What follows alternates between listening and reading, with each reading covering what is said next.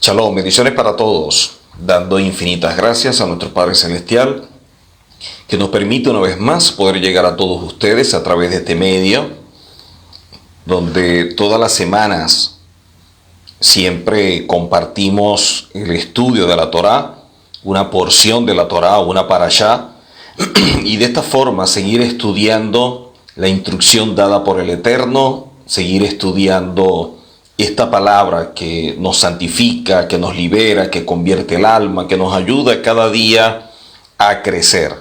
Así que le damos gracias a nuestro Padre porque una vez más podemos llegar a todos ustedes a través de este espacio y de esta forma seguir estudiando la Torá, seguir estudiando todo este manual de instrucción perfecto revelado por el Eterno y así poder seguir siendo de bendición, poder seguir ayudando, aportando todo aquello que nos permita lograr ese crecimiento personal.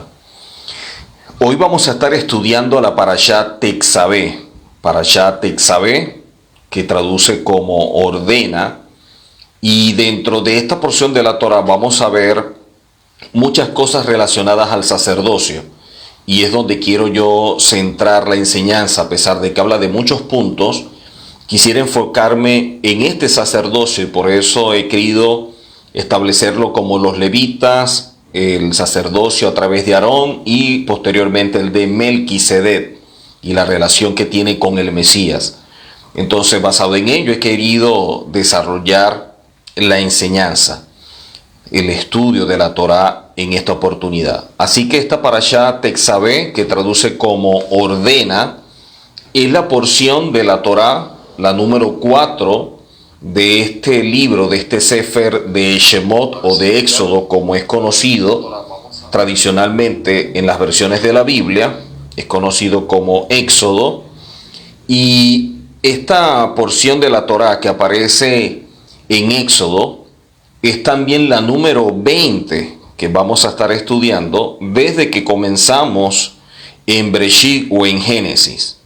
Es la número 20 desde que comenzamos los estudios.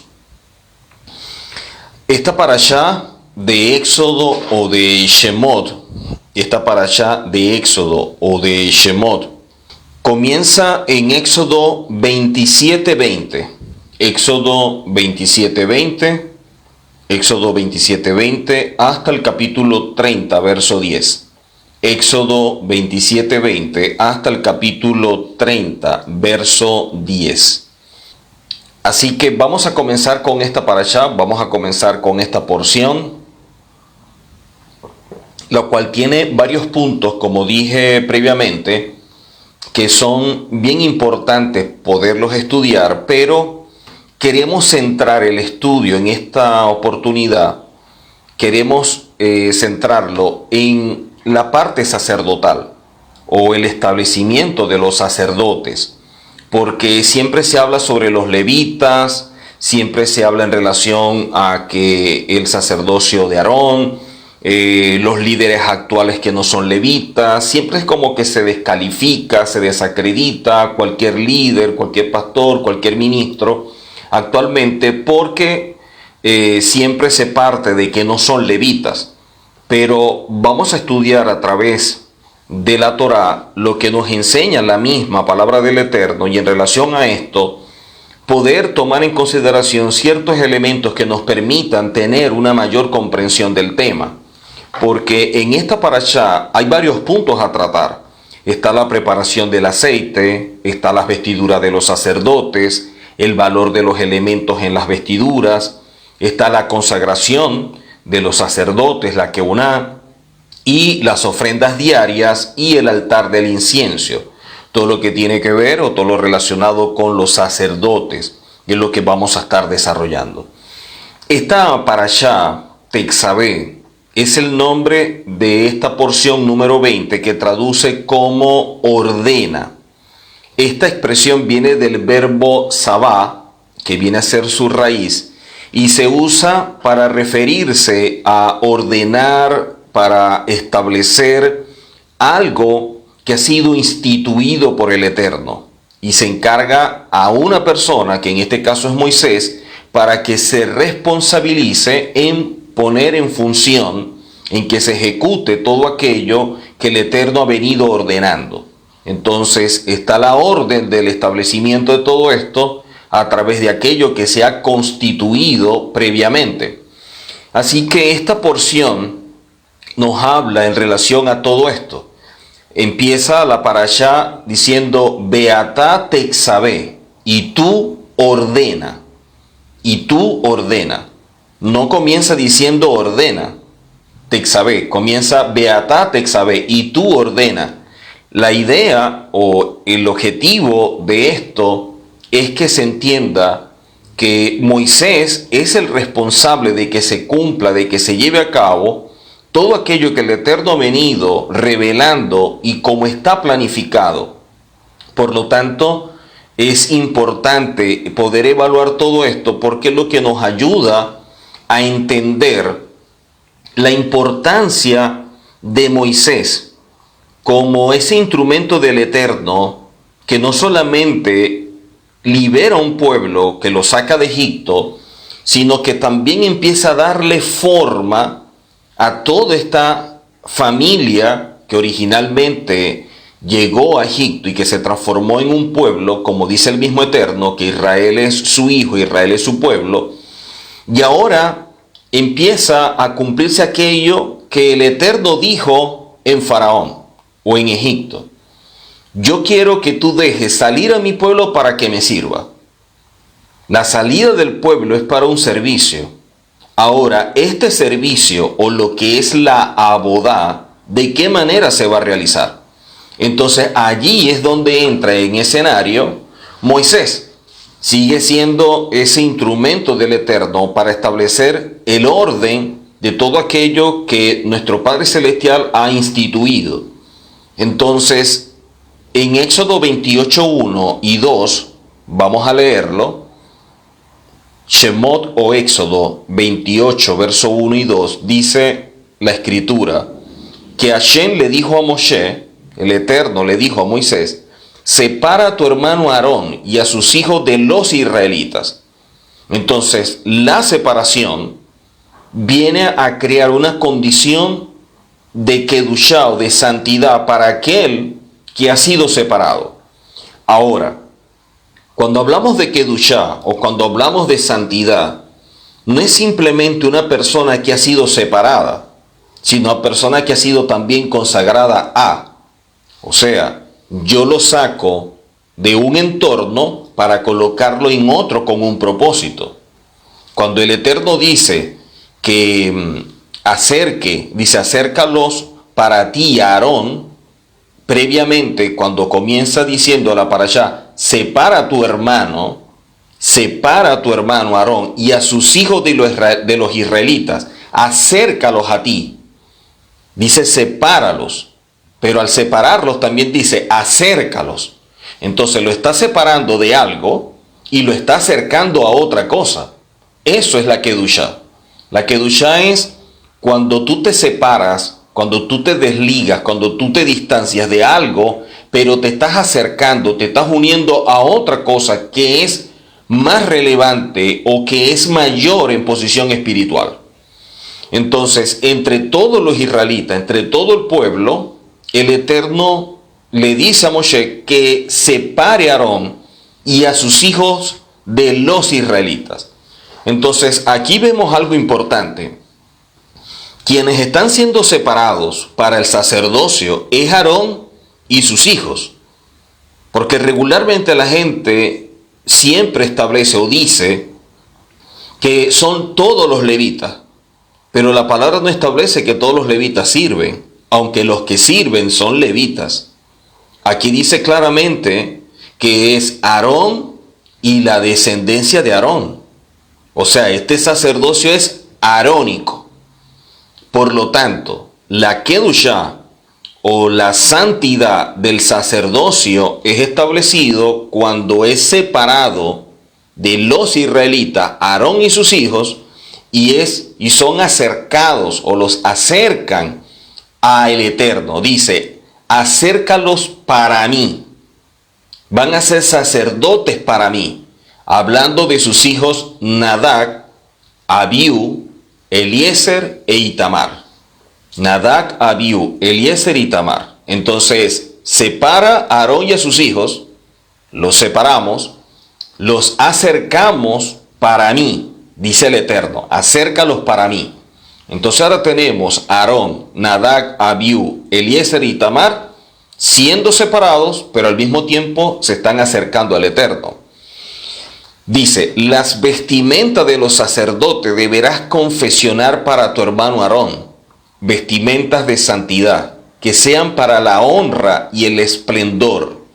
Las vestimentas debían estar confeccionadas con los elementos que habían sido aportados, recuerden la parashá pasada, la parashá Terumá, por los israelitas para todo lo relativo a este momento en el cual se va a establecer todo este sacerdocio. Y de allí todo lo que vamos a empezar a ver a través del servicio. Entonces, vemos que Aarón es separado con sus hijos, con sus 4 hijos, Nadab, Abiú, Eliezer y Itamar, es separado, pero también es acercado al Eterno. Quiere decir que toda aquella persona que ejerce una labor establecida por el Eterno es porque el Eterno lo separó, pero también lo acercó. Y ese es el concepto que mejor explica o que mejor nos indica lo que representa la santidad o la Kedushá. Esta cita es la que nos habla de la mejor forma lo que significa la Kedushá. Estar separado, pero también ser acercados o unidos a, y en este caso al Eterno.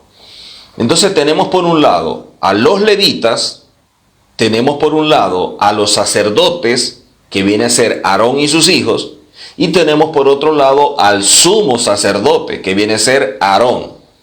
Entonces están los levitas, están los sacerdotes y está el sumo sacerdote. Estos levitas tienen funciones, pero no sacerdotales. Estos levitas tienen funciones, pero no sacerdotales. Por lo tanto, el único que puede entrar al lugar santísimo viene a ser el sumo sacerdote y en ciertas condiciones. Por ejemplo, en Yom Kippur era cuando podía entrar, nadie más. Pero al lugar santo y todo lo relacionado con esa parte del servicio entraban los sacerdotes, que en este caso son los hijos de Aarón. Y en otras áreas, entonces los levitas eran quienes cumplían una función. Entonces muchas veces las personas dicen que un pastor, que un líder, que un ministro no es levita. Y sobre todo cuando se habla del término del dinero. No es que el diezmo y las ofrendas no se las podemos entregar al pastor porque él no es levita. Pero es que todo esto quien lo recibía era el sacerdocio, no los levitas.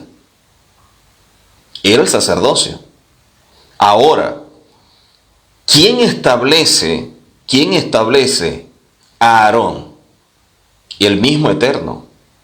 Por lo tanto, lo que legitima el sacerdocio de Aarón es aquel quien lo llama.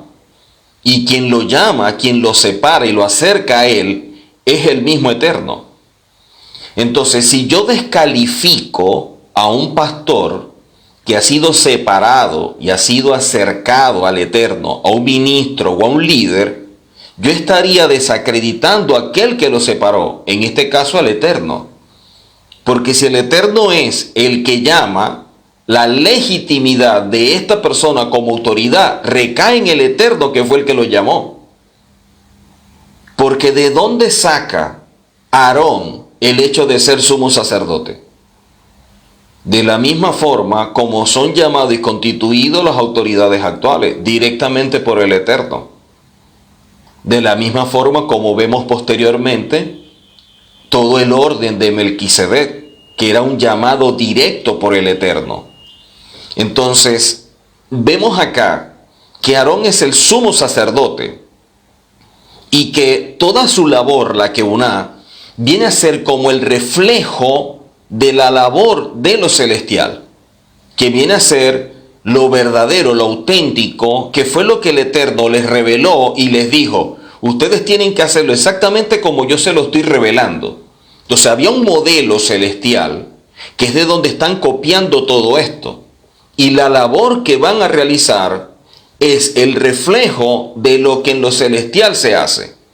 Por lo tanto, como Moshe vio todo lo que había en el tabernáculo celestial, también vio al sumo sacerdote eterno. Y este sacerdote eterno es según el orden de Melquisedec. Le explico. Vemos un sacerdocio establecido por el Eterno a través de Aarón y sus hijos. Pero quien cumple la función de sumo sacerdote es Aarón, aunque sus hijos, Nadab, Abiú, Eliezer y Tamar, son sacerdotes, no eran el sumo sacerdote es uno solo. Y dice la palabra que el Eterno les reveló el tabernáculo a Moshe. Y cuando le revela el tabernáculo a Moshe, le está revelando el sacerdocio, la Keuná también. Y con ello todo lo que dentro de la misma se hace.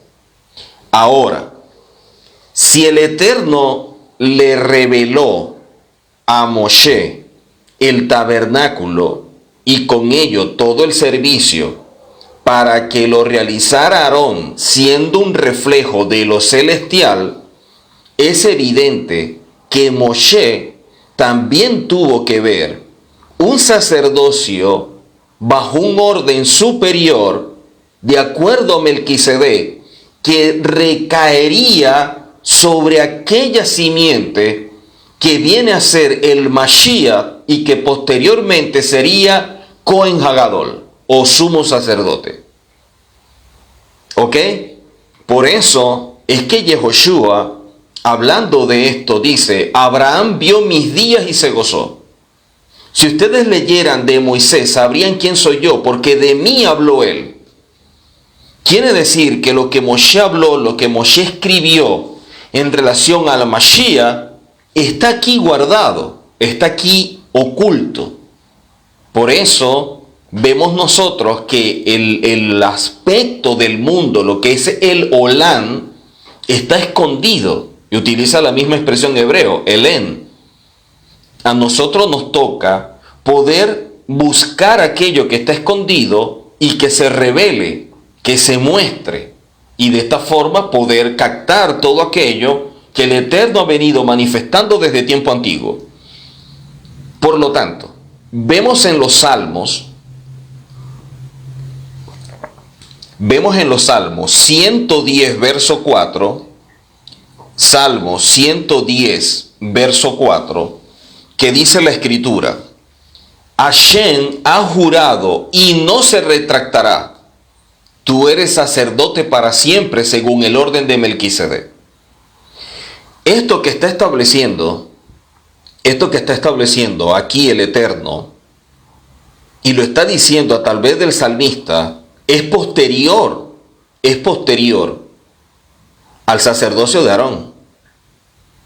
O sea, ya Aarón ha sido establecido, ya Aarón es sumo sacerdote, sus hijos son sacerdotes. Sin embargo, vemos que en los Teilín o en los Salmos, el 110:4, el Eterno jurado y no se retractará. Tú eres Cohen, tú eres sacerdote para siempre, según el orden de Melquisedec. Ahora, ¿quién es este sacerdote que el Eterno está jurando que lo va a ejercer según un orden que es el de Melquisedec?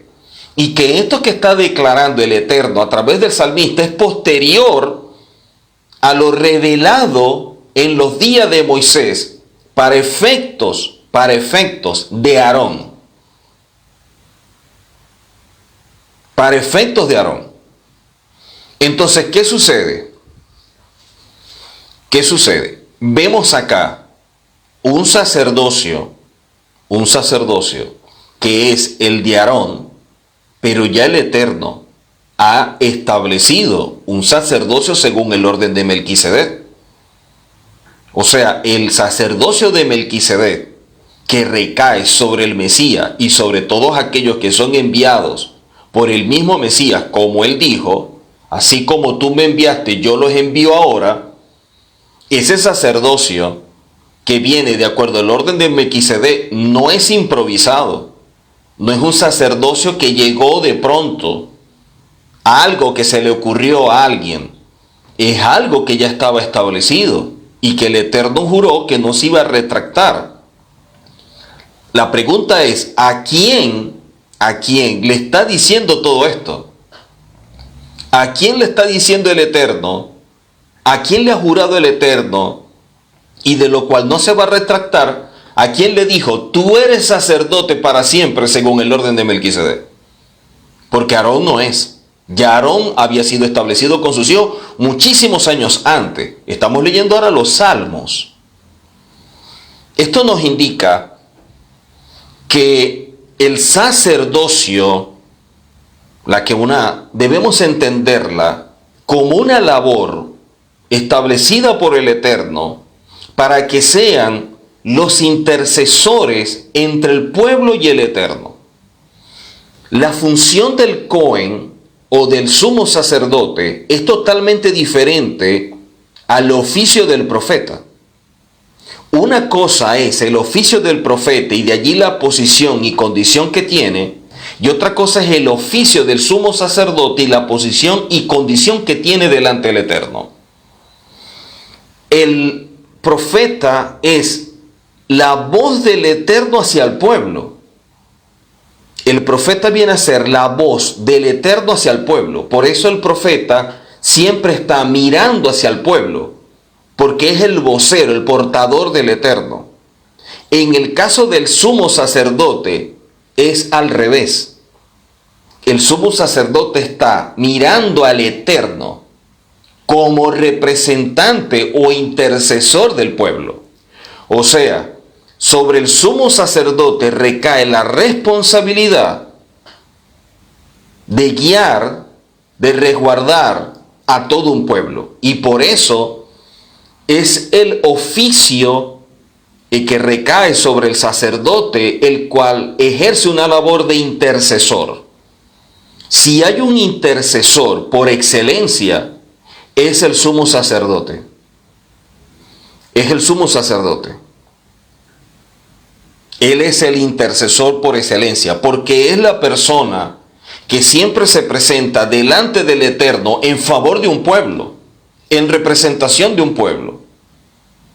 Por eso, cuando vemos nosotros Yom Kippur, cuando se iban a hacer los biduín, las confesiones, primero el sumo sacerdote tenía que pedir perdón por él, luego por su familia, luego por los levitas y luego por todo Israel.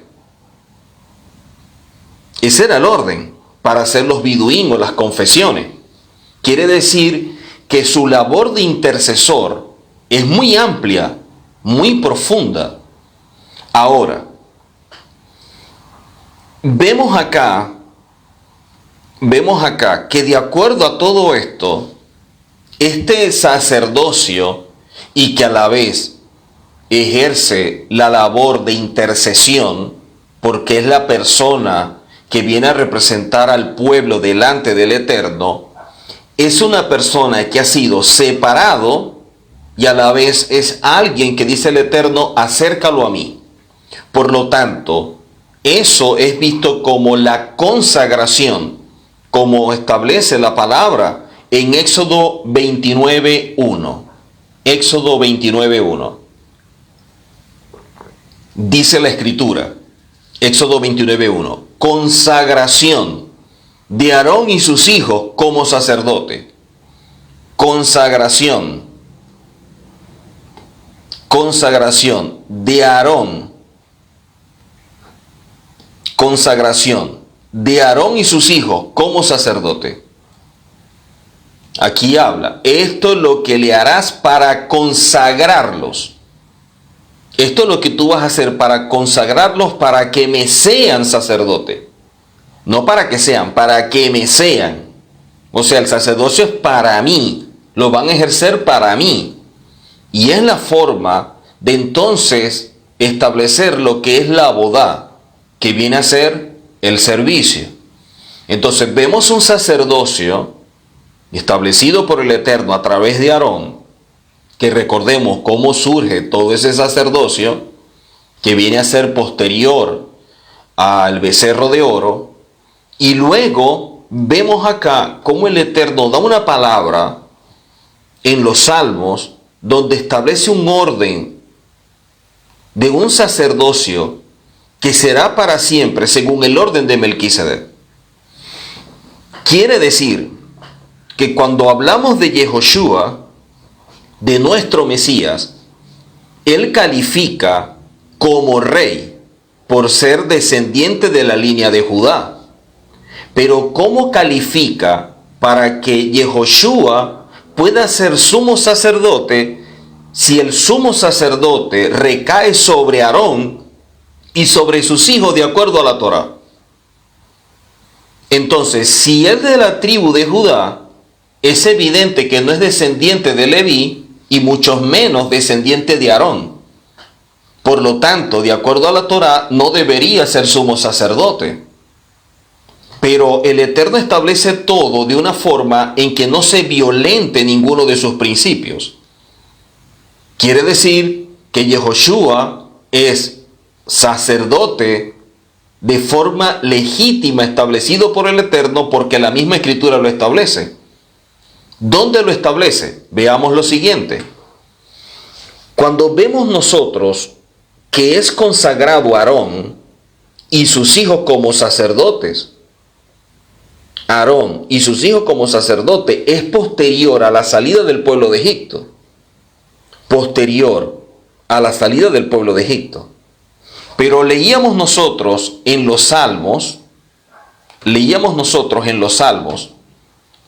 110.4, Salmo 110.4, que el Eterno ha jurado y no se retractará: tú eres sacerdote para siempre según el orden de Melquisedec. Entonces hay un sacerdocio que recae bajo la orden de Melquisedec, que el Eterno está revelando en los Salmos.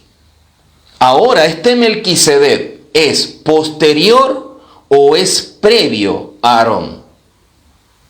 Vemos que Melquisedec es previo a Aarón, al punto que Abraham se presentó a él y rindió honores y le entregó lo que es conocido como Maaser, el diezmo. Quiere decir que el orden de Melquisedec precede al orden de Aarón. El orden de Melquisedec precede al orden de Aarón. Entonces, que Yehoshua después sea sumo sacerdote o Cohen Gadol según el orden de Melquisedec tiene toda la legitimidad y toda la validez, porque Melquisedec fue mucho antes que Aarón. Ahora, ¿cómo es establecido todo esto? Porque vemos nosotros que esta porción describe la dedicación sacerdotal y el ministerio que ellos van a ejercer, su labor. Y es interesante que termina con el altar del incienso, porque en las Escrituras siempre el altar del incienso estuvo representado con las oraciones de los justos, como aparece en Revelaciones capítulo 5, que es Apocalipsis. Y recordemos que el sacerdocio, una de las labores más importantes de ellos, en este caso del sumo sacerdote, la labor más importante es ser intercesor. Y esta parashá termina es con el altar del incienso, que representa las oraciones de los justos. Por lo tanto, la función principal del sacerdote es la intercesión. Ahora, ¿qué es lo que dice la Escritura que está haciendo Yehoshua, nuestro Mashiach, delante del Eterno actualmente? No dice que está delante del Eterno intercediendo por todos nosotros. Quiere decir que está ejerciendo una obra intercesora actualmente y que posteriormente la va a seguir haciendo. Esta obra que vemos nosotros en la Escritura que nos muestra claramente el sacerdocio y que muchas veces ha sido un punto muy controversial, porque se trata de desacreditar o deslegitimar a los líderes, a los pastores actuales, porque se dice que ellos no son levitas, y siempre está relacionado con el tema del dinero, con el tema del diezmar, ofrendar, que ellos no están calificados para recibirlo, y que de hecho tampoco era dinero, que eran especies, que eran animales. Sin embargo, la Escritura no lo dice. Eso no lo establece la palabra. Pero hay personas que lo dicen. Para nosotros lo importante no es la opinión o el comentario de alguien que no sabemos cuáles son las intenciones del mismo. Para nosotros lo importante es lo que establezca la palabra, porque es la que nos guía toda verdad.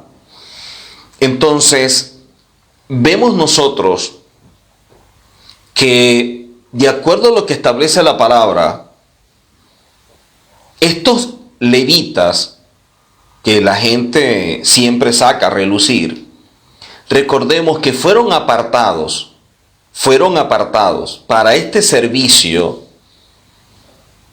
como consecuencia de un acto en el cual incurrió el pueblo, la construcción del becerro de oro. Mi pregunta: si el becerro de oro no se hubiera construido, ¿quiénes hubieran sido las personas que iban a estar al frente del servicio? ¿No eran los principales de cada tribu? ¿No eran los primogénitos de cada tribu?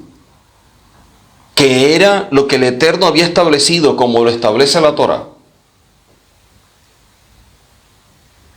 En cambio, el sacerdocio que viene a través del orden de Melquisedec no es una consecuencia de algo, no es una reacción frente a un evento, es una designación celestial. El Eterno había establecido ese orden, un llamado directo por parte del Eterno. En cambio, los levitas que fueron establecidos fue totalmente diferente, porque de acuerdo a Éxodo 32:36, dice la palabra: se puso Moisés a la puerta del campamento y dijo: ¿quién está por Adonai? Júntense conmigo. Y se juntaron con él todos los hijos de Leví. Entonces, Moisés hizo el llamado, producto de lo sucedido con el becerro de oro, y quienes atendieron el llamado fueron los levitas.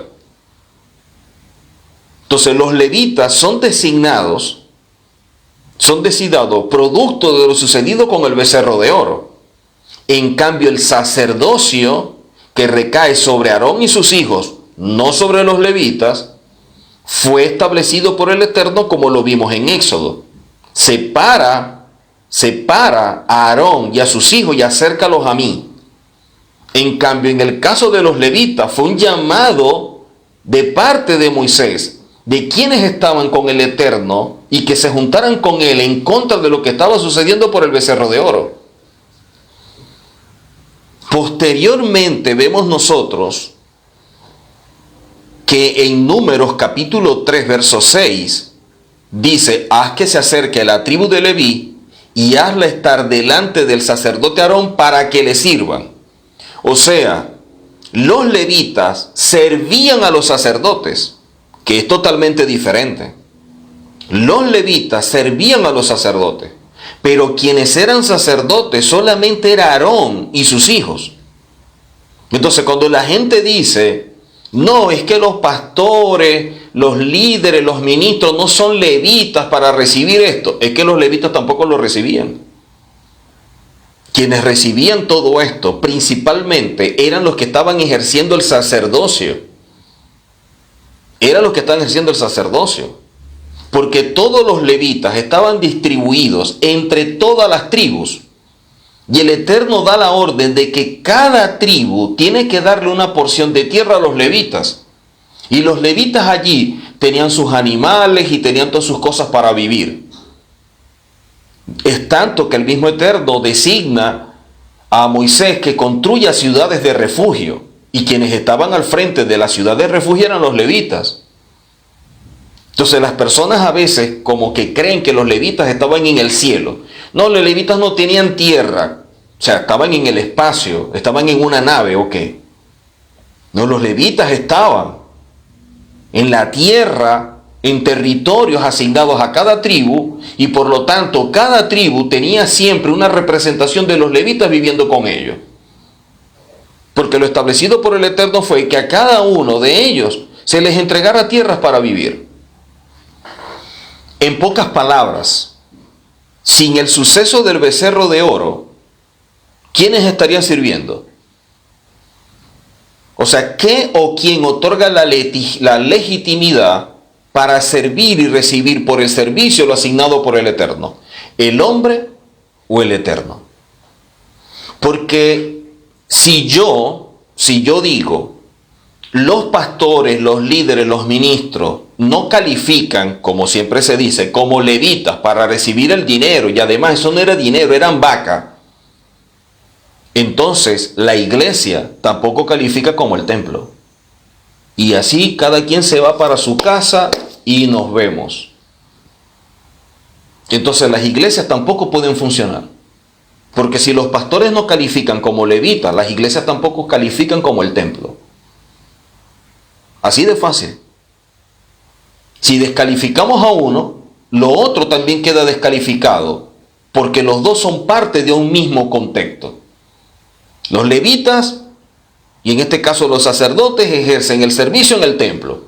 Y si los pastores actuales no son levitas, la iglesia tampoco es el templo. Así de sencillo. Pero debemos tomar en consideración lo siguiente. ¿Quién fue el que constituyó a los sacerdotes? ¿Quién fue el que separó a Aarón y a sus hijos? ¿Acaso no fue el Eterno? Cuando la palabra dice que el Eterno constituyó a unos apóstoles, pastores, evangelistas, maestros, profetas, no es la misma orden, no es el mismo peso, no tiene el mismo valor que cuando fue llamado y apartado Aarón. Si el que instituye todo esto es el Eterno, y el Eterno llamó a Aarón, pero el Eterno también constituyó estos dones ministeriales, uno no puede ser más legítimo que el otro. Aarón y el servicio no es más legítimo que los apóstoles, los profetas y los evangelistas, los pastores y los maestros actuales. Como estos tampoco son más legítimos que el sacerdocio establecido por el Eterno. Porque cada uno está dentro de un contexto. Y el problema es cuando no se estudia todo esto, sino que nos damos a la tarea de repetir lo que otro dice, y que muchas veces simplemente es hasta por avaricia, por egoísmo. No, yo no voy a entregar el diezmo, no voy a entregar la ofrenda porque ese hombre es esto o ese hombre es lo otro. Y empiezan a descalificar al otro como si entregar el diezmo y entregar la ofrenda fuera un asunto de méritos. Porque si vamos a méritos, nadie se lo merece. Pero es que nosotros no se lo entregamos al hombre, se lo entregamos al Eterno. Lo único que hay un representante del Eterno que lo recibe, así de fácil. Nos guste o no nos guste. Pero esas personas que sacan esa bandera y el estandarte de la verdad, de la justicia, del honor, y que por lo tanto no van a diezmar o no van a entregar la ofrenda o algo, ellos tampoco son personas que están dando grandes donaciones, ni están estableciendo albergues, ni ancianato, ni construyen para ayudar al huérfano y a la viuda. Tampoco lo hacen. O sea, es un asunto simplemente de egoísmo y tratan de buscar algún elemento para justificar un concepto egoísta o de avaricia que posee, porque se creen dueños. Y la Escritura dice que somos simplemente administradores. ¿Cómo le vamos a dar al Eterno algo si todo lo que tenemos es de Él, empezando por la vida? Entonces, si estos líderes actuales no son legítimos para recibir el diezmo y la ofrenda, tampoco son legítimos para enseñar, para predicar, para aconsejar, para orientar. Entonces, hay personas que quieren que el pastor haga todo, pero que no le entreguen la ofrenda, pero que no se le entregue el diezmo. O sea, yo no sé Porque tampoco podemos generalizar, y eso es más que evidente. Hay pastores que cumplen una labor que es sumamente importante porque son congregaciones grandes, tienen un gran trabajo, no se les puede quitar eso. Pero hay congregaciones que son muy pequeñas. Y es evidente que no puede recaer sobre estas personas que pueden ser 10 personas, no puede recaer todo sobre ellos para el sostenimiento de un pastor. ¿Por qué? Porque no tiene tantas labores, no tiene tanto compromiso y responsabilidad que amerite que esté dedicado por completo al servicio. Eso es otra cosa. O sea, cada elemento hay que colocarlo en su contexto. Por eso no podemos generalizar. No podemos generalizar. Ahora, veamos lo siguiente. Cuando vemos nosotros los levitas, cuando vemos nosotros a los levitas o este hijo de Jacob sobre el cual recae todo este servicio, recordemos que Leví tiene varios hijos. Tiene a Gerson, tiene a Coat, tiene a Merari. Gerson tuvo a Ligni y a Simei. Coat tuvo a Ran, Izar, a Hebrón, a Uziel. Y Merari tuvo a Malí y a Musi. Sobre todos ellos, que son descendientes de Leví, no recae el sacerdocio, recae sobre Aarón. Quiere decir que todos estos, que son hijos de Leví, como Gerson, Coat y Merari, y sobre todo Gerson y Merari, sobre ellos no recae el sacerdocio, pero son levitas.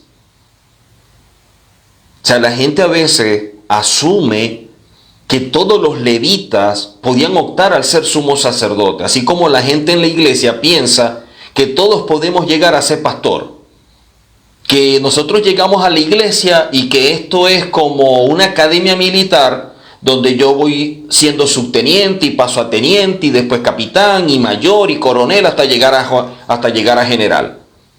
Eso no existe en la escritura. No, yo empecé como pastor, pero voy a llegar a ser apóstol, como si fuera una cadena de mando, una escalera de ascenso. Eso no existe en la escritura.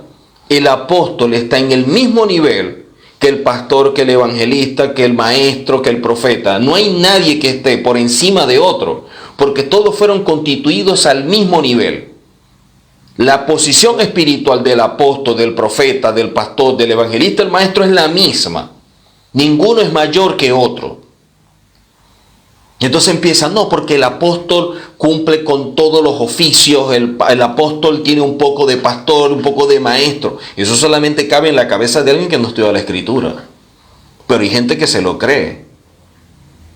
Y entonces dicen, así como la mano, el apóstol como el dedo gordo que llega a todos los otros dedos, él es el apóstol, llega a este dedo que representa al profeta porque señala y sin ver, mire, lo que falta de revelación le sobra en imaginación.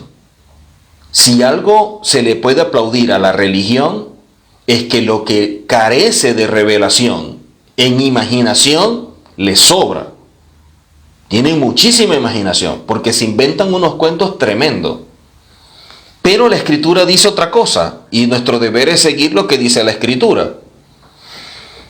Cuando vemos estos descendientes, como lo acabo de mencionar, de Leví, que son Gerson, Coat, Merari, de cada uno de ellos, todos sus hijos, nos damos cuenta de lo siguiente. El sacerdocio recae sobre los descendientes de Aarón, que es levita. ¿Ok? No puede haber alguien en sacerdocio que no venga de Leví, pero de Leví a través de Aarón. No es sobre todos los levitas, sino, dice la palabra, que son los descendientes de Aarón. Por ejemplo, los hijos de Moisés, los hijos de Miriam, son levitas, y ellos no fueron sacerdotes. Vemos casos como Miriam, como Samuel, Ezequiel, Malaquías, Esdras.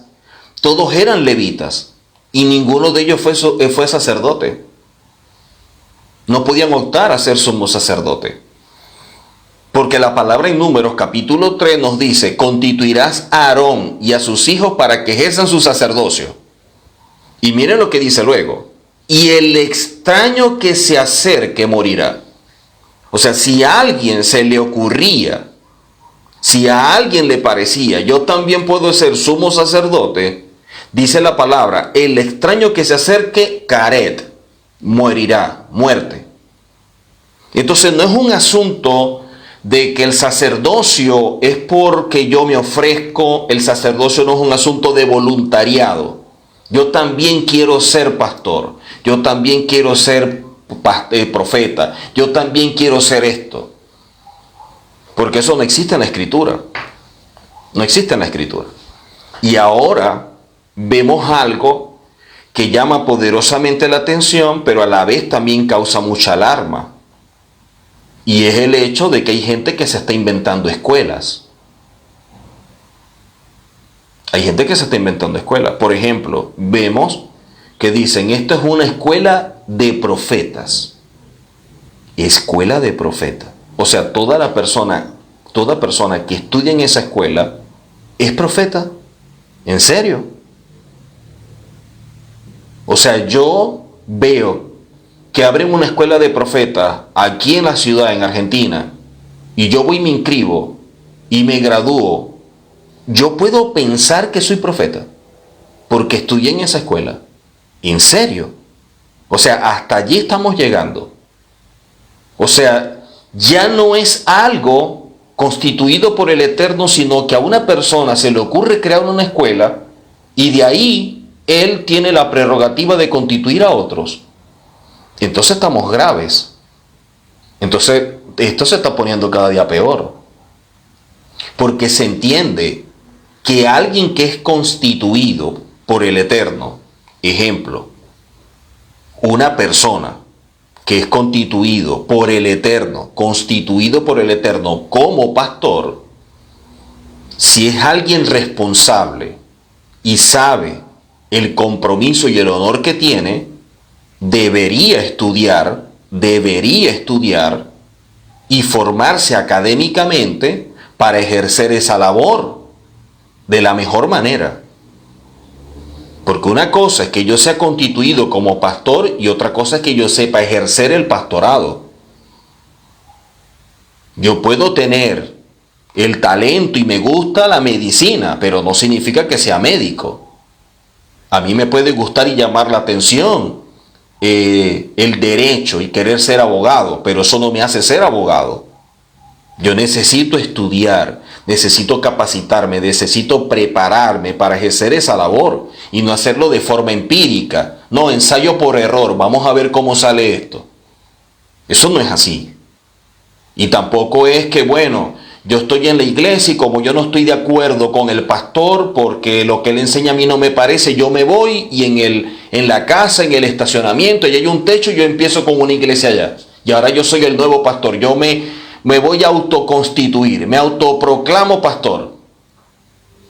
Eso no existe. O sea, en la palabra no existe. En la realidad vemos casos. Entonces, que toda persona constituida por el Eterno entienda la responsabilidad que tiene y que estudie para que posea una formación académica, claro que sí.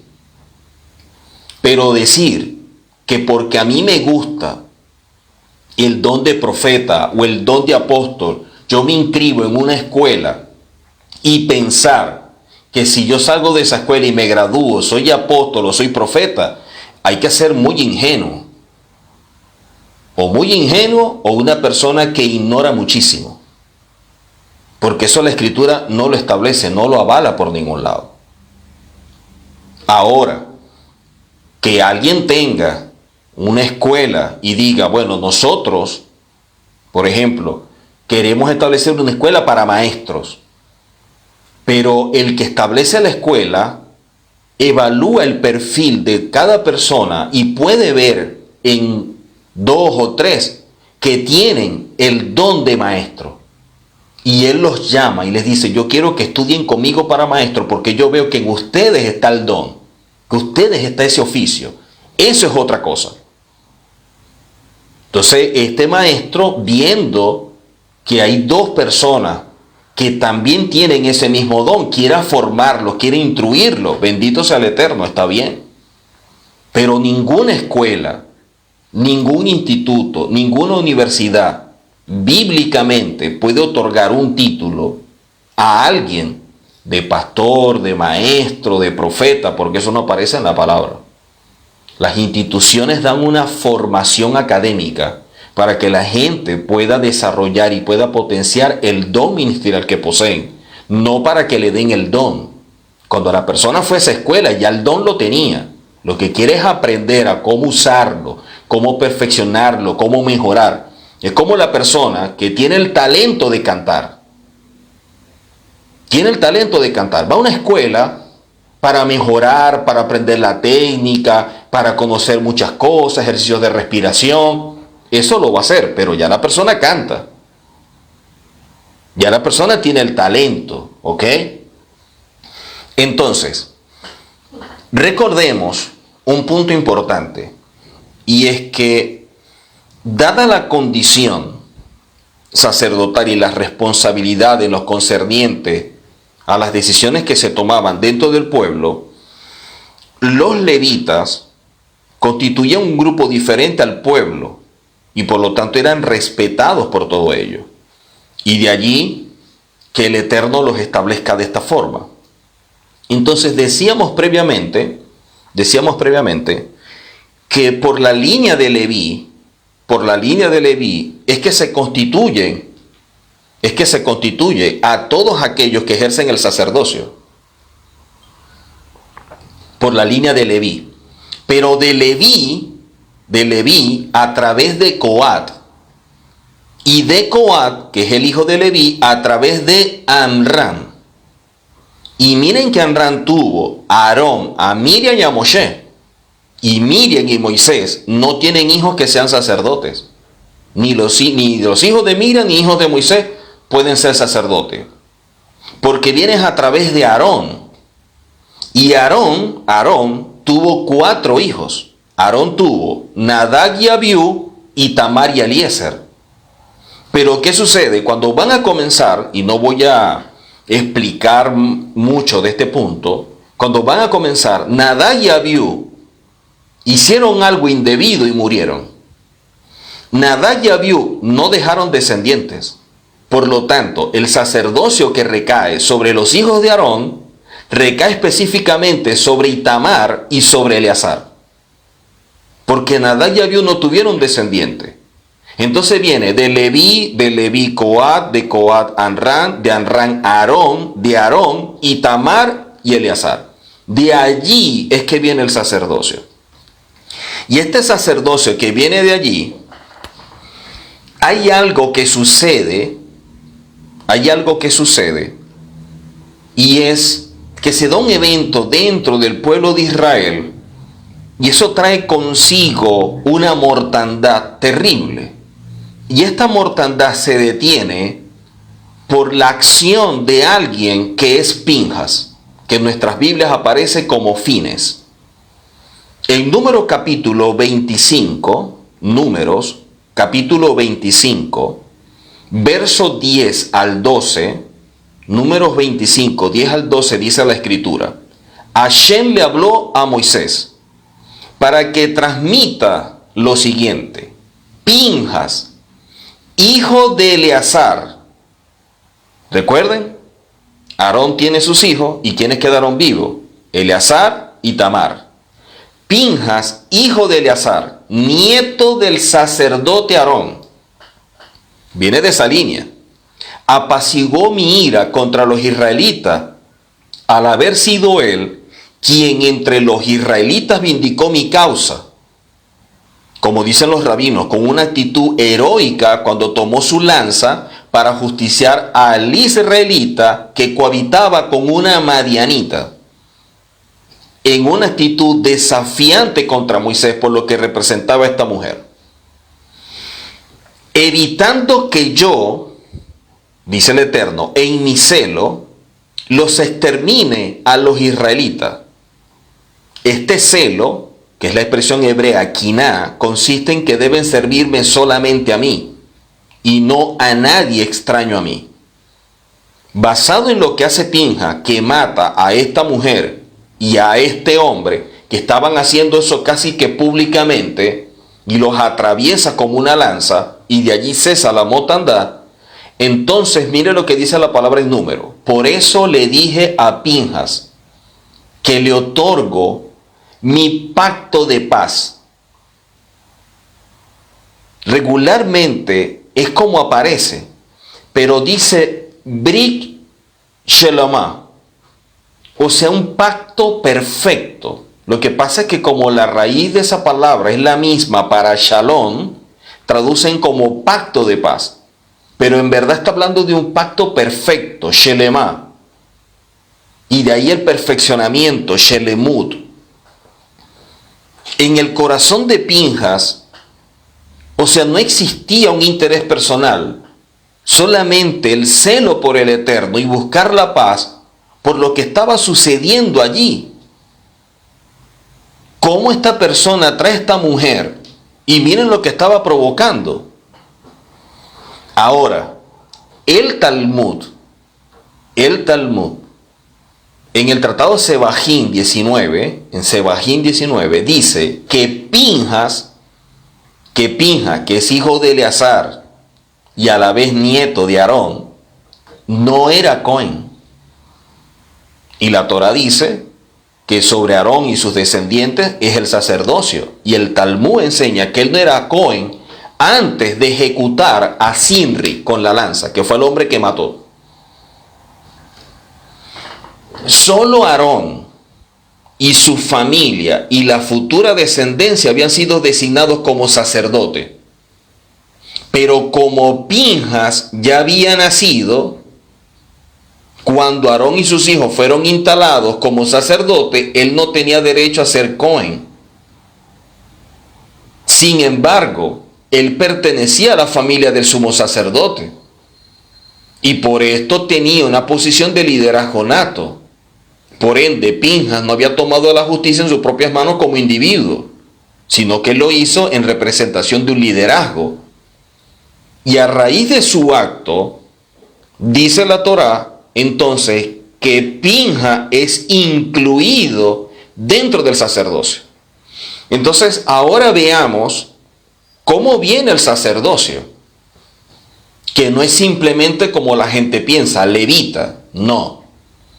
Vemos a Aarón, Nadab y Abiú mueren, no tienen hijos. Queda Itamar y Eleazar, todos los que vengan de ese linaje. Pero se agrega ahora a Pinjas por lo sucedido. Se agrega ahora a Pinjas. Entonces, como Pinjas había nacido antes y por eso había quedado excluido del sacerdocio, ahora con lo que hizo con este acto y en mérito a su actitud, el Eterno hace un pacto con Pinjas y también lo establece a él como sacerdote. Por lo tanto, la cábana, la intención que tuvo este hombre, siendo descendiente de un liderazgo legítimo, porque viene siendo nieto de Aarón, trajo como resultado que el Eterno le otorgara el sacerdocio. Por eso, en los Salmos 106, Salmo 106, verso 30 y 31, Salmo 106, verso 30 y 31, dice la Escritura, entonces se levantó Pinjas e hizo juicio, y se detuvo la plaga. Lo que estaba haciendo este hombre, que Sinri, al tomar esta mujer, trajo como resultado una plaga que desató una mortandad en Israel. Y Pinjas se levantó y agarró una lanza y los atravesó a los dos y cesó la plaga. Y ahí viene todo lo que la palabra dice en relación a Pinjas y que el Eterno hizo un pacto con él y lo establece como sacerdote. Dice la Escritura en los Salmos que cuando se levanta Pinjas, hizo juicio y se detuvo la plaga, y le fue contado por justicia de generación en generación para siempre. El acto de Pinja, ¿cómo es visto? Entonces el Eterno hace pacto con Pinja y su descendencia de desempeñar perpetuamente también el sacerdocio en Israel. Eso significa que el sumo sacerdote ha de venir también por el linaje de Pinja, como aparece en Primera de Crónicas capítulo 6. Entonces aquí Pinjas demuestra el otro papel de sacerdote, que viene a ser representante delante del Eterno. Un representante, alguien que actúa en favor del Eterno por lo que hizo Pinjas. Por lo que hizo Pinja. Ahora, ¿qué sucede más adelante? Primera de Crónicas, primer libro de Crónicas, capítulo 6, verso 4 en adelante. Porque si no conocemos la historia y el desarrollo del sacerdocio, vamos a seguir cometiendo el error que siempre se ha dicho, no que los levitas, no que los levitas. Tenemos que entender de dónde viene el sacerdocio. ¿Cuál es la línea? ¿Quiénes eran los que ejercían el sacerdocio? Porque siempre la gente piensa que todos los levitas eran sacerdotes y recibían cosas, y no es así. Es tanto que el mismo rey David establece un orden de cómo servir. Y eran las personas dentro de su orden que estaban sirviendo, que eran los que recibían. Y eso le tocaba una vez al año. Y eso lo vemos también en Crónicas, ese orden. Pero siguiendo con esta línea sacerdotal, en el primer libro de Crónicas, capítulo 6, primer libro de Crónicas, capítulo 6, verso 4 en adelante, vamos a ver que la palabra dice, Eleazar engendró a Pinjas, que en nuestras Biblias aparece como Fines, que éste engendró a Abisúa, Abisúa engendró a Buki, Buki engendró a Uzi, Uzi engendró a Seraías, Seraías engendró a Merayot, Merayot engendró a Amarías, Amarías engendró a Itof, Itof engendró a Sadoc, Sadoc engendró a Imás, Imás engendró a Azarías, Azarías engendró a Johanán, Johanán engendró a Azarías, quien tuvo el sacerdocio en la casa de Salomón cuando edificó el templo. O sea, el sacerdocio que empezó a darse cuando Salomón, el hijo de David, construye el templo, viene por la línea de Pinjas.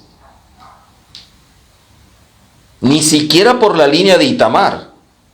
O sea que los sacerdotes que venían por la línea de Aarón, que eran Nadab, Abiú, Eleazar e Itamar, Nadab y Abiú mueren, queda Itamar y Eleazar. Y vemos a través del primer libro de Crónicas que quienes quedan al frente del sacerdocio a la final de todo esto son los descendientes de Eleazar por la línea de Pinjas, que no había sido incluido al principio, sino posteriormente. Entonces, cuando la gente habla, no, que los levitas, yo considero que debemos estudiar. Con estudiar no perdemos nada, podemos ganar muchísimo. Porque vamos a empezar a conocer el orden de las cosas y no simplemente a repetir lo que otros dicen. No, que el pastor que no puede hacerlo porque no es levita. No, que el ministro no puede hacer porque ministro, porque no es levita. No, porque esto no es levita. Y no entienden lo que esto representa. Porque una cosa es el sacerdocio y otra cosa son los levitas. Los levitas servían a los sacerdotes. Eso es lo que establece la Torá. Llama a los levitas para que sirvan a Aarón y a sus hijos. Y más adelante vemos que los mismos apóstoles, cuando están enseñando, dicen, nosotros no podemos enseñar y atender a la gente. O nosotros enseñamos o nosotros atendemos a la gente, pero no podemos hacer las dos cosas. Y de allí surge, como aparece en el Nuevo Testamento, la expresión diácono. Entonces constituyeron a unos, que eran estos diáconos, que iban a ayudar en el trabajo de atender a la gente para que los apóstoles se dedicaran solamente a enseñar. O sea, debemos entender el orden de las cosas y el por qué, cómo son establecidos. No podemos hacer las cosas de forma empírica. No podemos hacerlo porque se nos ocurrió, porque tenemos la buena intención, porque bueno, me parece, porque no es así. Así que vemos que en los días de Salomón, que edifica este templo en Jerusalén, recordemos que este hombre que viene a ser Azarías, que es el que ejerce el sacerdocio, viene siendo descendiente de Sadoc. Sadoc fue un descendiente, o viene siendo descendiente de Pinjas. Sadoc es descendiente de Pinja. Y él fue alguien que ejerció en los días del rey David, como aparece en el segundo libro de Samuel capítulo 8. En el segundo libro de Samuel capítulo 8 vemos a este Sadoc en los días del rey David. Muchos asumen que esta persona, Sadoc, y por allí toda la línea de las personas que establecen el sacerdocio en el templo, hay personas que dicen que los saduceos vienen de la línea de Sadoc, aunque nosotros sabemos por la historia que quienes estaban al frente del templo no eran los levitas originales, como resultado de lo sucedido con la dinastía Asmonea o con los macabeos, como se conocen, a raíz de todo lo que trajo como confrontación la lucha contra los griegos. Y de allí entonces todos estos levitas o todas estas personas que estaban se fueron porque querían los macabeos que a uno de ellos le establecieran como rey, y estos descendientes que eran sacerdotes legítimos no quisieron, porque ellos no venían de la tribu de Judá. Establecieron tanta presión que estos se retiraron a otras tierras, que son las que muchos piensan que es Qumran, y que uno de estos líderes, que era parte de los Sugot, se fue con ellos y más adelante se transformó en el maestro de justicia. Quiere decir que cuando vemos nosotros en Ezequiel capítulo 44, Ezequiel 44, versos 15 y 16, Ezequiel 44, verso 15 al 16 dice: pero los sacerdotes levitas, hijos de Sadoc, que guardaron el ordenamiento del santuario, cuando los hijos de Israel se apartaron de mí. Los hijos de Israel, dice, se apartaron de mí. Ellos son los que se aproximarán a mí para servirme. Ya de una vez establece el cerco, los límites. ¿Quiénes son los que se van a acercar? Los hijos de Sadoc. Porque los hijos de Sadoc fueron los únicos que guardaron el ordenamiento del santuario. Entonces, ya esta descendencia que venía por Eleazar e Itamar queda prácticamente unida solamente a la descendencia de Eleazar a Pinjas, de Pinjas a Sadoc, y de allí todo lo que vemos por la línea de Sadoc. Entonces ya no son todos los levitas, ni siquiera todos los hijos de Aarón. Ni siquiera todos los hijos de Aarón. Ya solamente están quedando ahora por la línea de Sadoc. Dice: los sacerdotes levitas, hijos de Sadoc, que guardaron el ordenamiento del santuario, quiere decir que hubo unos que no, cuando los hijos de Israel se apartaron de mí, ellos son los que se aproximarán a mí para servirme. Ellos. Ahí de una vez lo establece el mismo Eterno. Y estarán delante de mí para ofrecerme la grosura y la sangre, dice Adonai. Ellos entrarán en mi santuario y se acercarán a mi mesa para servirme y guardarán mis ordenanzas. No hay otro. Entonces, quienes son los legítimos al momento de ejercer el sacerdocio, ahora vemos que son todos los descendientes de Sadoc. Entonces vemos por este lado a Aarón teniendo un hijo que es Itamar, no aparece nadie de la descendencia de él optando al sacerdocio, y por otro lado, de los descendientes de Aarón, vemos a Eleazar, a Pinjas, y de Pinjas a Sadoc. Y sabemos cómo entra Pinjas a ser parte de todo esto, por la acción que detuvo la plaga, la mortandad, por lo que estaba haciendo Sinri. Entonces, cuando hablamos de servicio y de las personas que están en el servicio, son todos aquellos que han sido constituidos por el Eterno. Todos aquellos que han sido constituidos por el Eterno, no por el hombre, por el Eterno, son los que están en capacidad de ejercer legítimamente la labor. Entonces, si el Eterno constituyó a Aarón, a sus hijos, después a Pinjas, después da la orden de que debe ser Sadoc, y eso le da legitimidad a ellos, la misma legitimidad la tienen los pastores, maestros, evangelistas, profetas y apóstoles, que son constituidos directamente por el Eterno.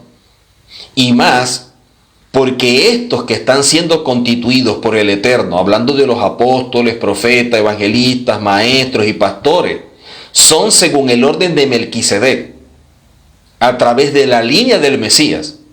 Y esta línea y este orden supera por ser previo a lo de Aarón.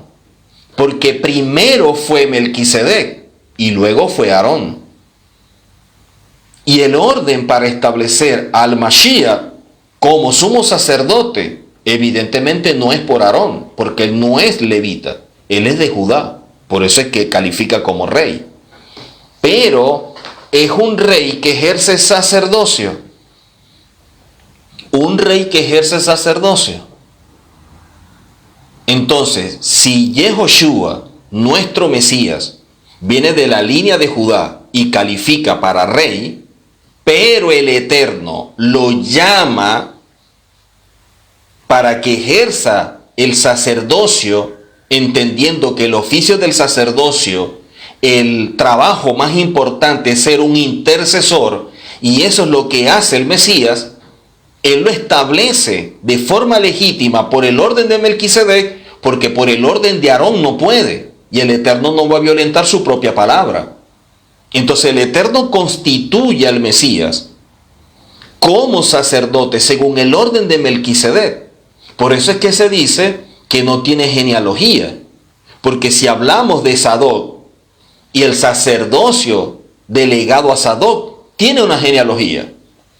Viene de Leví, viene de Aarón, viene de Eleazar, viene de Pinjas hasta llegar a Sadoc. Hay una genealogía, es un asunto que se transfiere, que se transmite de forma hereditaria por esa línea.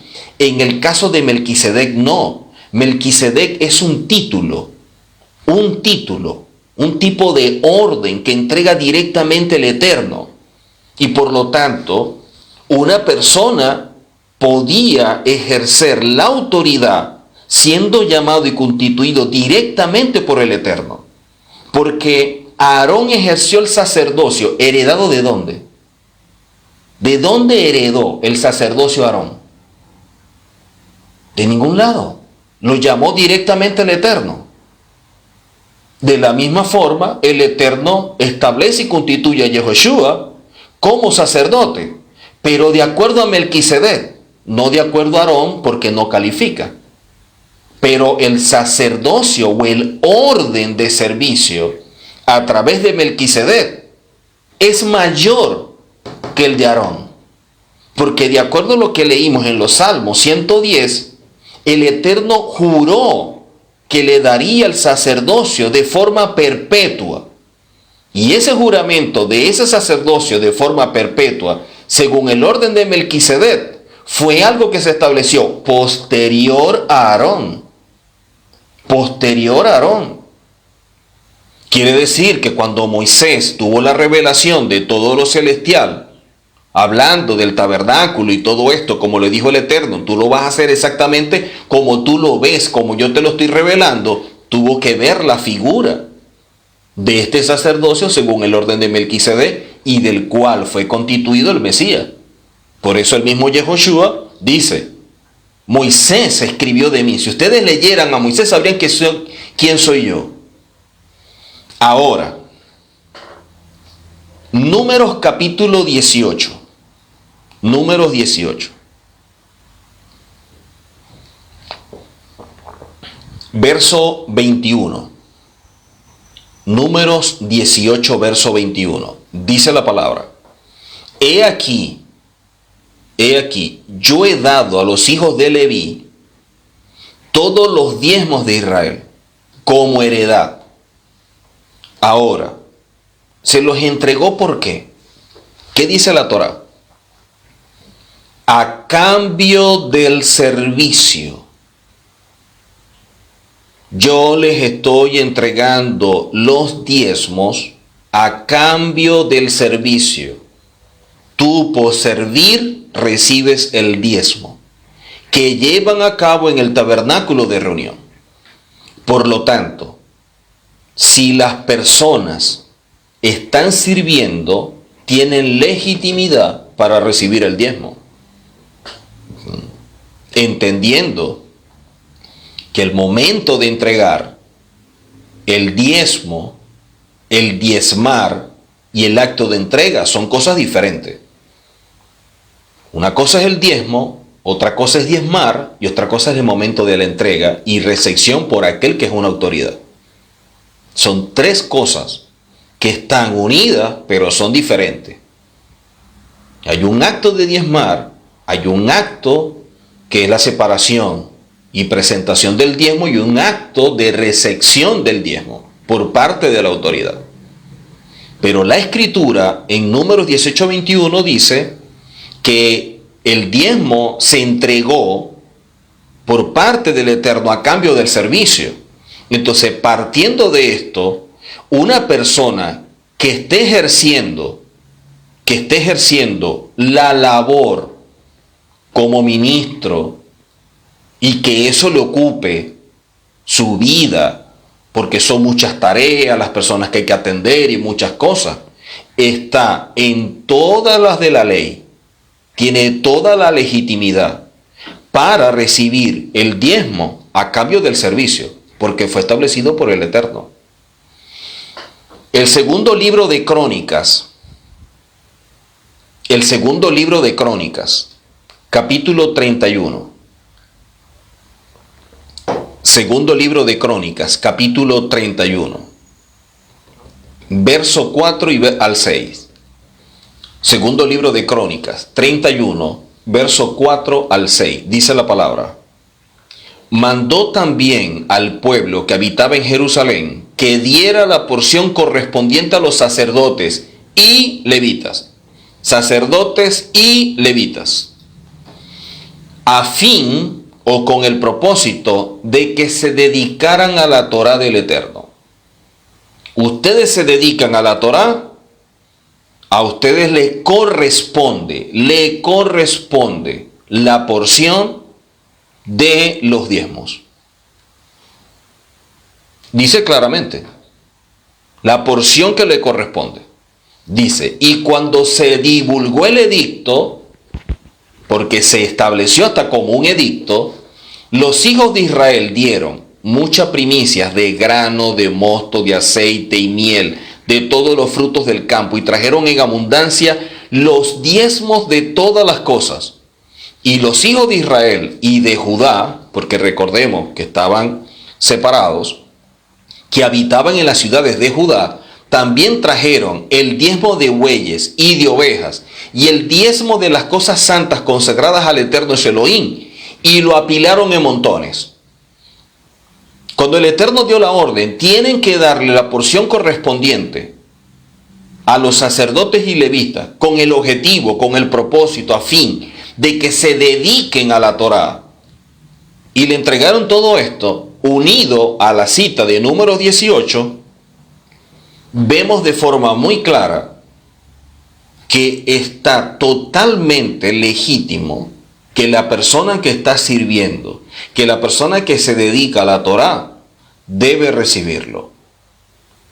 Y es tanto que dentro del mismo judaísmo, nosotros vemos cómo los judíos, si algo los hace prosperar, y que todos sabemos lo prósperos que son, es porque ellos son fieles a ello.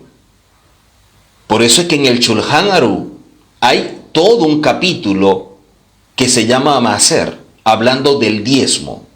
Porque mucha gente que piensa, no, ya eso no es para este tiempo. No, es que si también fuera para este tiempo tampoco lo hacen. Porque en verdad lo que hay dentro de ellos es el egoísmo, la avaricia.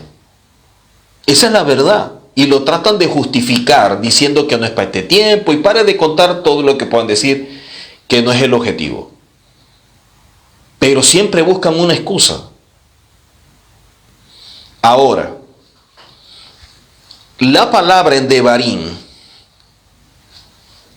o Deuteronomio capítulo 6, verso 5, en Devarim o Deuteronomio capítulo 6, verso 5,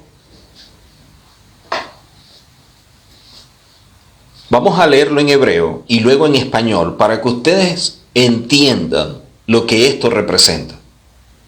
Para que ustedes entiendan lo que esto representa.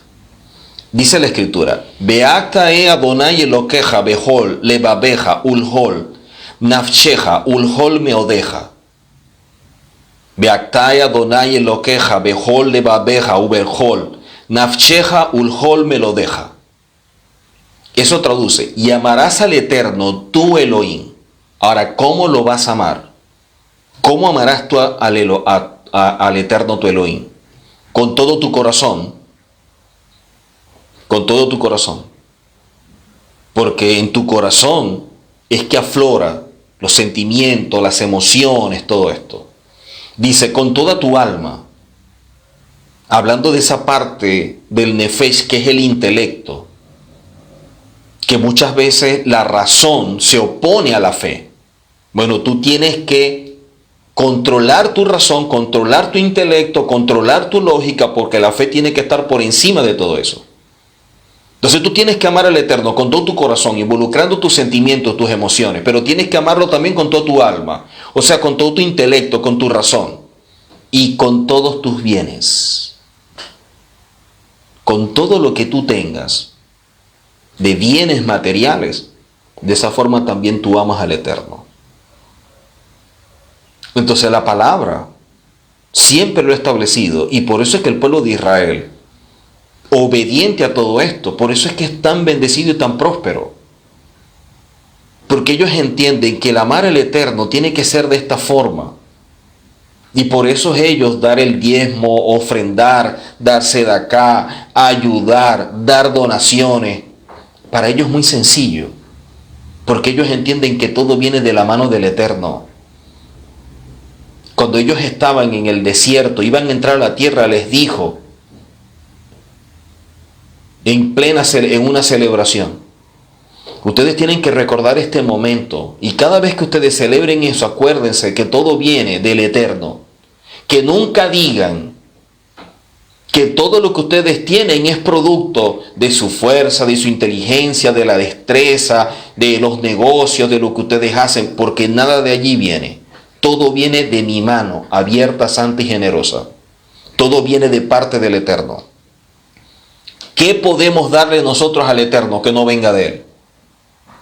Si para empezar nos da la vida.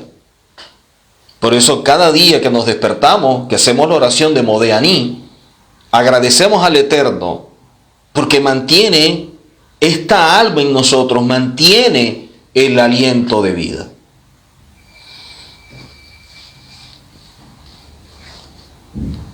Vemos nosotros en la Escritura que este servicio tiene de parte del Eterno muchas cosas establecidas y que debemos tomar en consideración al momento de hacerla. Y una de las cosas es la forma en que servimos. Cuando alguien está cansado, está agotado, que le fastidia, debería revisar si realmente fue llamado por el Eterno. Porque cuando nosotros servimos de aquello que Él dio. El Eterno coloca todas las condiciones, las herramientas, los recursos, da el talento, da el don. Lo único que colocamos nosotros en el servicio es nuestra actitud. ¿Con qué actitud nosotros servimos? ¿Con qué actitud realizamos la bodá, el servicio? Y parte de dos cosas. Uno, la cábana. ¿Con qué intención yo estoy sirviendo? Si yo estoy sirviendo para hacerme un nombre, si yo estoy sirviendo para tener fama, si yo estoy sirviendo por una posición, si yo estoy sirviendo por dinero, ¿por qué estoy sirviendo? La cábana. Porque, ¿qué premio puedo tener yo como maestro si el don de maestro me lo dio el Eterno? ¿Qué relevancia tiene que uno pueda servir enseñando si al fin y al cabo el don de maestro fue dado por el Eterno? Eso no tiene mayor relevancia. ¿Cómo una persona puede jactarse al decir, bueno, pero es que yo enseño, yo soy un buen maestro? Momento, tú enseñas porque el Eterno te dio un don. Si el Eterno te quita el don, ahora ve a tratar de enseñar para que tú veas que no dices nada. Entonces no nos podemos jactar de un don o de lo que hacemos con el don porque Él opera, porque en la voluntad del Eterno estuvo otorgándolo. Entonces de eso no hay ninguna jactancia. Yo no puedo jactarme por decir yo soy tremendo apóstol o tremendo pastor, o miren cómo yo ejerzo el pastorado, admírenme, apláudenme. Eso no tiene relevancia. Usted es lo que es porque al Eterno le plació. Punto. Al Eterno le plació por gracia, porque ninguno de nosotros nos merecemos que el Eterno nos diera el don. Ninguno de nosotros no los merecemos. Pero a Él le plació en su voluntad otorgarnos un don. Por lo tanto, no nos podemos jactar porque operemos en un don que depende del Eterno y que en el momento en que Él lo quite no somos nadie. Simplemente somos siervos que estamos haciendo un trabajo. Entonces, lo que al Eterno le llama la atención no es que yo esté pastoreando o evangelizando o enseñando porque yo tengo un don. Para el Eterno lo relevante son dos cosas. La cábana, con qué intención tú lo haces y si tú le sirves con gozo. Cuando tú le sirves con gozo y cuando tú le sirves con cábana, eso sí tú lo puedes presentar al Eterno, porque eso sí sale de ti. Pero cuando tú te quejas y cuando tú estás todo con ese lamento latinoamericano y dándole que yo estoy cansado y que esta gente y que no camine y que hasta cuándo, Señor, llévatelo. Y cuando estamos con esa queja y esa lloradera, deberíamos revisar muy bien si realmente fuimos llamados o simplemente salimos como voluntarios. Porque en el servicio y en la carrera ministerial no existen los voluntarios, existen los llamados, las personas escogidas, las personas establecidas por el Eterno, constituidas por Él, formadas por Él, procesadas por Él, enviadas por Él. Eso es lo que existe. No existe yo quiero ser, o me gustaría, o me parece, o me fascina hacer esto. A ti te puede parecer, gustar y fascinar, pero si el Eterno no te llamó, no te pongas a inventar. No te pongas a hacer algo que el Eterno no te llamó simplemente porque te gusta. Y lo otro es, si fuiste llamado, ser fiel a ese llamado. Ser fiel a ese llamado. Y preguntarnos realmente por qué estamos sirviendo. Estamos sirviendo, buscando el honor, buscando el aplauso, hacernos un nombre, ser importantes, ser reconocidos, o que el nombre del Eterno sea el conocido sea el relevante, sea el importante, que la gente se acerque al Eterno, no a nosotros. Un pastor no puede, bueno, hay muchos que lo hacen, ¿no? Pero no deben establecer una forma en que todo gira alrededor de ellos y que todos dependan de ellos y que nadie puede respirar sin la orden de ellos. Esa dependencia a un líder es un error muy grave, eso es Abodá Zará. Eso termina en idolatría a un líder.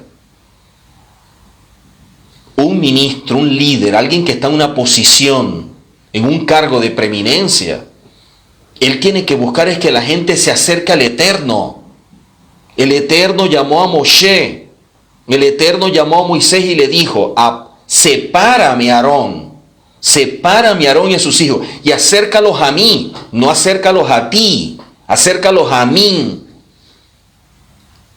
El acercamiento de un líder, de un ministro, tiene que ser del pueblo al Eterno, no a él.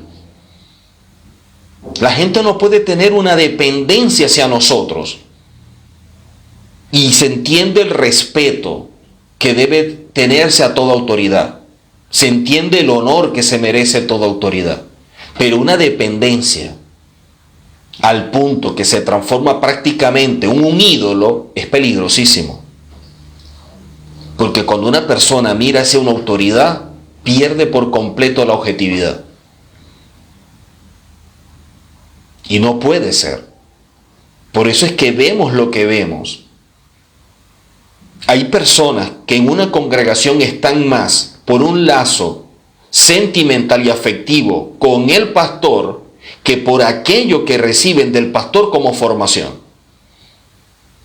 En esa iglesia con ese pastor no crecen, no avanzan, no se desarrollan espiritualmente, no logran cambio, no ven cosas en su hogar, no ven cosas en su vida. Pero están allí porque es que yo quiero tanto al pastor, porque el pastor me parece tan buena gente, y que el pastor es como un padre para mí, el que es pastor es tan bueno, ¿qué puedo decir yo?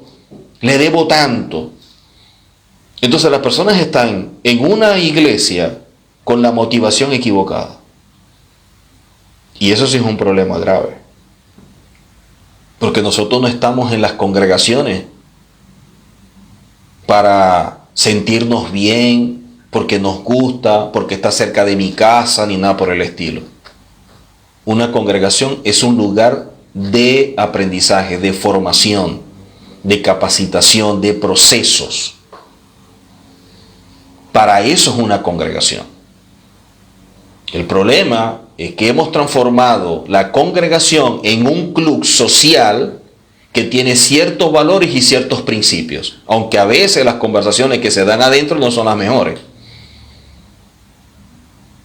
Por eso es que la gente llega un momento en que en vez de buscar más al Eterno, buscan en el hombre lo que no han podido conseguir por parte del Eterno. Por eso es que hay gente que prácticamente vende el alma a otro por la cobertura. Como no han contado con el respaldo del Eterno, como no cuentan con el apoyo del Eterno, terminan buscando el respaldo y el apoyo de cualquier ministerio que le dé una fuerza, que les dé ayuda, que les dé un nombre. Y terminan vendiéndole el alma a eso. Los ministerios no son franquicias. Los ministerios no son franquicias. Que la persona venga para acá y monte también su negocio en el nombre mío. El ministerio nosotros allá. Y así yo voy dando a conocer el ministerio, no al Eterno. Así voy dando a conocer al ministerio y usted se beneficia de mi nombre y yo me voy a beneficiar de su ofrenda. Por lo tanto, usted me da a mí la ofrenda a cambio de que yo le doy el nombre del ministerio. Y usted está bien y yo estoy bien. Y esto lo transformaron en un negocio. Esa es la locura y el desastre que estamos viendo. La palabra lo establece claramente. Cuando la gente fue separada por el Eterno, fue para que se acercaran al Eterno, no al hombre, no a Moisés. Y hay gente que se acerca, se apega y crea una dependencia que es enfermiza. Y eso es muy dañino. Deuteronomio 28, verso 47 en adelante. Deuteronomio 28, 47 en adelante, dice la palabra: por cuanto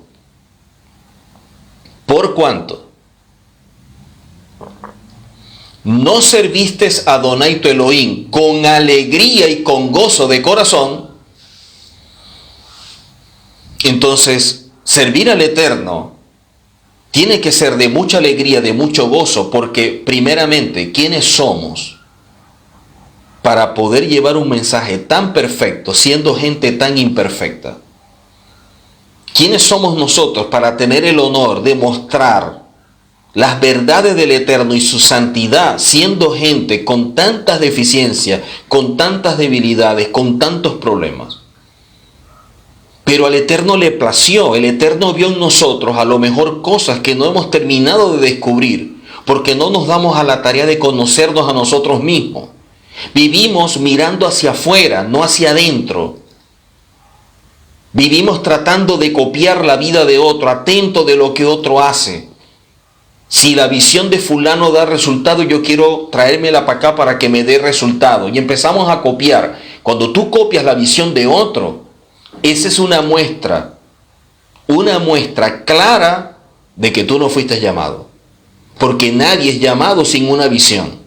Nadie es llamado sin el Eterno no les revela el propósito, la forma como lo van a hacer. El Eterno no coloca a nadie a improvisar. Siempre revela, siempre muestra las cosas. Y cuando la gente está brincando de visión en visión, y hoy estoy con este, y mañana estoy con este ministerio, pero ahora voy con este que me ayuda mucho, o este que me gusta más, o este que tiene más prestigio, eso es una muestra fehaciente de que usted no fue llamado. Usted se llamó solito, o lo pusieron. Porque las organizaciones también colocan a dedo. Necesitamos a alguien en tal parte, van ustedes dos. Necesitamos a alguien, van ustedes dos.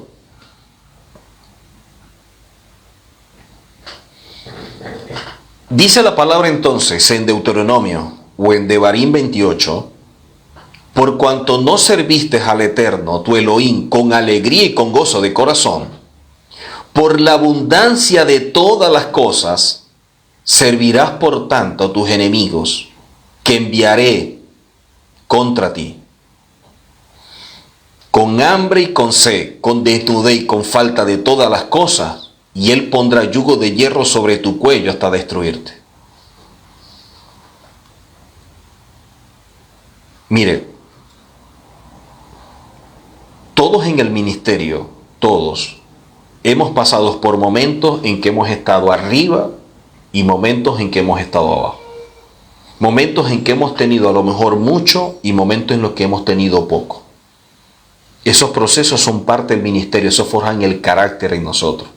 Eso hace que aprendamos a conocernos, a sacar lo mejor de nosotros. Y eso nos ayuda a madurar. Eso nos ayuda a conocer al Eterno. Pero sobre todo nos ayuda a conocernos a nosotros mismos. Y cuando nosotros vemos esto, nos damos cuenta de lo siguiente. Una cosa es que tengamos etapas en las cuales pasemos por momentos difíciles. Una cosa es que pasemos por una etapa en que tengamos poco, en que no tengamos lo que regularmente teníamos por causa de la labor que el Eterno nos ha demandado hacer. Y otra cosa es que nuestra vida todo el tiempo sea una penuria. Que desde que comenzamos el ministerio esto ha sido, la locura. Siempre problemas económicos, en la casa hace falta esto, mis hijos con deficiencia, problemas entonces con mi pareja, porque resulta de que, no se cubre todo, porque de pronto ella está trabajando y entonces ella es la que cubre los gastos, y entonces ¿dónde quedo yo? Pero yo quiero ganar al mundo para el Señor. Yo creo que es tiempo de que revisemos y que seamos sinceros con nosotros mismos, que no vivamos del autoengaño. Que nosotros en verdad no nos mintamos a nosotros mismos. Hay gente que se cree su propia mentira. La Escritura dice, cuando tú no sirves al Eterno con alegría, con corazón, cuando no lo sirves de la forma apropiada, dice, Él te enviará hambre, sed, desnudez, falta de todas las cosas. Entonces, cuando pasamos por un momento en que vivimos esto, tenemos que preguntar lo siguiente. ¿Yo estoy pasando por esto porque no me llamó el Eterno? Porque nadie que es llamado por el Eterno carece de recursos por el llamado.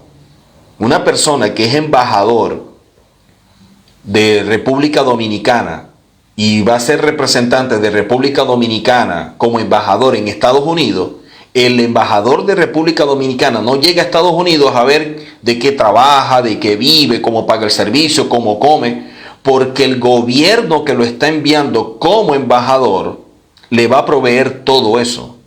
Su labor es que esté enfocado en el reino, en hacer esa labor. Lo demás, el reino se lo aporta como añadidura. Entonces, toda persona que es enviado con recursos. Ahora, si cuando fuiste enviados con recursos, tú no le serviste con alegría y con gozo de corazón, puede ser que estés viviendo una etapa que estás pasando por todo esto. Pero es como resultado de una mala actitud, pero fuiste llamado. O sea, no estamos colocando en tela de juicio el llamado. Fuiste llamado y empezaste a servir, pero lo hiciste con la actitud equivocada. Bueno, vives estas consecuencias. Pero hay personas que están viviendo estas consecuencias porque no fueron llamados. Y como no fueron llamados, tienen que estar buscando a ver con quién voy a hacer alianza, con quién me conecto, a quién busco, para yo poder entonces tener algo y salir de esta penuria, salir de este hueco. Y prácticamente le venden el alma. Prácticamente dejan de ser ellos, pierden su identidad por completo. Por eso es que terminan copiando la misión y el nombre de otro. Yo estoy bajo la cobertura de fulano, yo estoy bajo la cobertura del sultano, entonces ministerio tal, bajo la cobertura de no sé quién. Eso es hombre dependiendo de hombres. Y eso es lo triste, porque no van a llegar a ningún lado. Entonces, cuando vemos todo esto, nos damos cuenta que el sacerdocio establecido por el Eterno, y de allí el servicio a través de Aarón, primeramente vino como resultado de un evento que fue el becerro de oro, y el llamado de Moisés para ver quiénes estaban con el Eterno y acabar con ese desastre. Quienes salieron adelante fueron los levitas, y de esa manera entonces ellos empezaron a establecer un orden dentro de todo Israel. Pero quienes ejercían el sacerdocio, quienes llegaban a ser sumo sacerdote, era Aarón y sus hijos, nadie más. Y de allí que vemos nosotros que el sacerdocio establecido por el Eterno,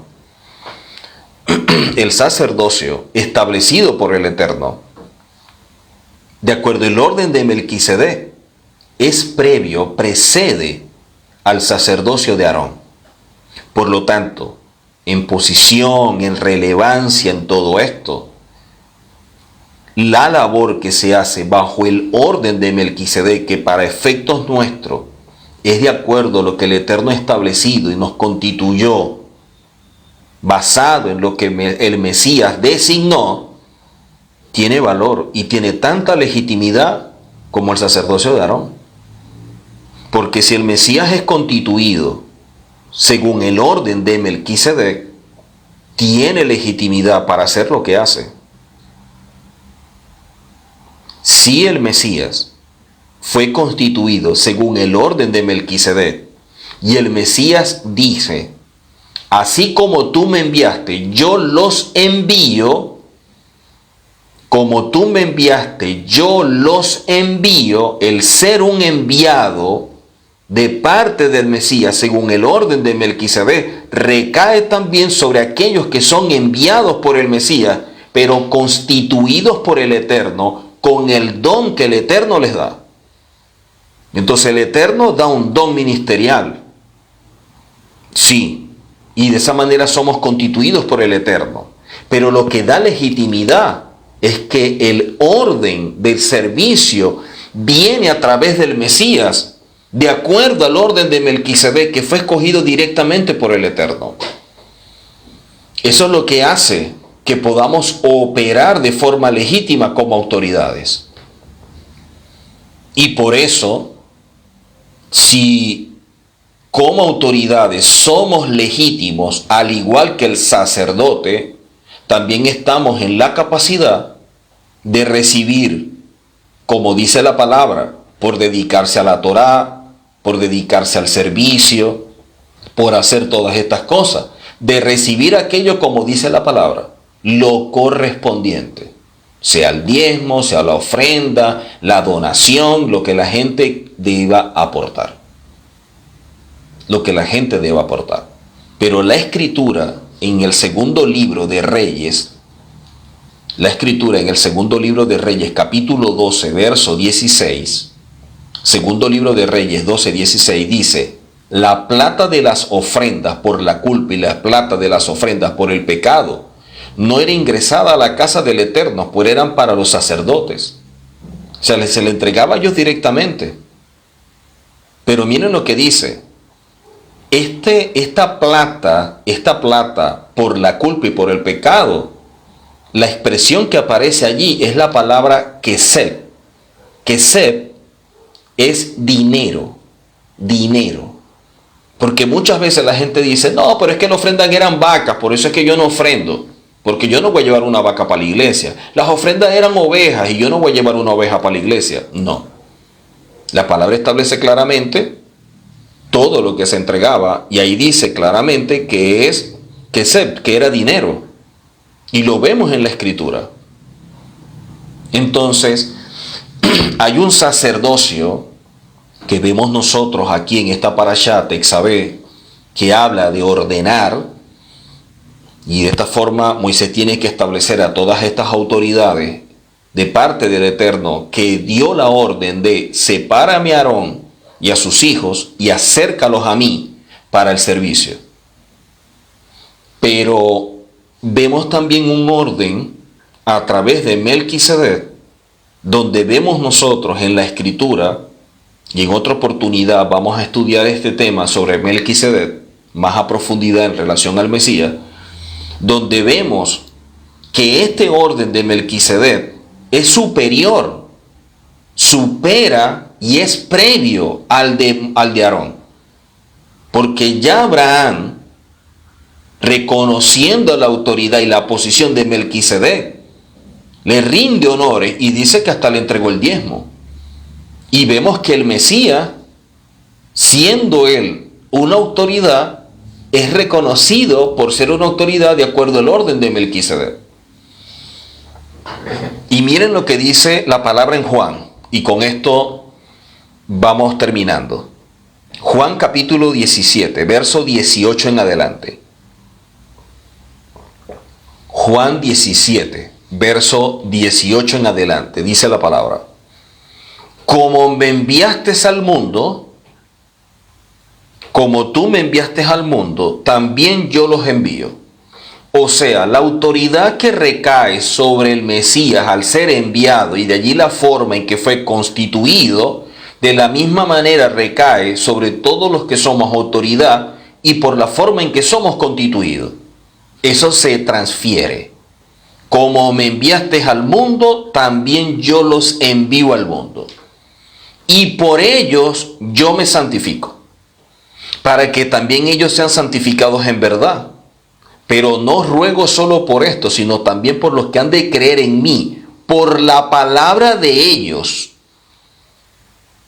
El efecto de una autoridad constituida de poder ser el reflejo del Eterno en este mundo, porque fuimos creados a su imagen. Por lo tanto, nosotros tenemos que reflejar la imagen del Eterno acá. ¿De qué manera yo reflejo su imagen? Mostrando la esencia del Eterno. Cuando yo actúo en amor, cuando yo actúo en paz, en verdad, en integridad, Cuando yo actúo reflejando la imagen del Eterno, caminando en humildad, en respeto, en honestidad, en bondad, en comprensión, en amor, en perdón. De esa manera yo reflejo la imagen del Eterno. Y así van a creer otros por la palabra de ellos, para que todos sean uno, como tú, Padre, en mí y yo en ti. El mensaje es llegar a ser uno. Que también ellos estén en nosotros, para que el mundo crea que tú me enviaste. Y yo les he dado la honra que me has dado. La honra que nosotros recibimos viene de parte del Eterno, no de hombre. Si usted está esperando que por lo que hizo le aplaudan, ahí se acabó todo, esa fue su recompensa. Si usted le está esperando que le digan, usted es excelente, se acabó todo. La verdadera honra, la que viene con una buena intención, la que es pura, la que viene sin nada escondido atrás, es la que da el Eterno. Pero cuando alguien te aplaude, cuando alguien te elogia, cuando alguien dice muchas cosas de ti, oye, no sabemos exactamente qué hay detrás. ¿Qué cosa a lo mejor quiere? ¿O por qué lo dirá? A lo mejor tiene buena intención. Puede ser que tenga buena intención. Pero los corazones no los vemos. No estamos en esa condición espiritual. No hemos llegado a ese nivel como el Mesías que podía discernir los corazones de ellos. Hacia allá debemos llegar, a la estatura de la plenitud del Mesías. Dice la Escritura, yo les he dado la honra que me has dado, para que sean uno como nosotros somos uno. Entonces vemos que el mensaje establecido por el Eterno a través del Mesías es que tenemos que llegar a la unidad de la fe. Y aquí lo que vemos es cada día más divisiones, más separaciones, más conflicto entre aquellos que dicen tener la verdad. Dice, para que sean perfeccionados en una unidad, para que el mundo conozca que tú me enviaste y los amaste a ellos como me amaste a mí.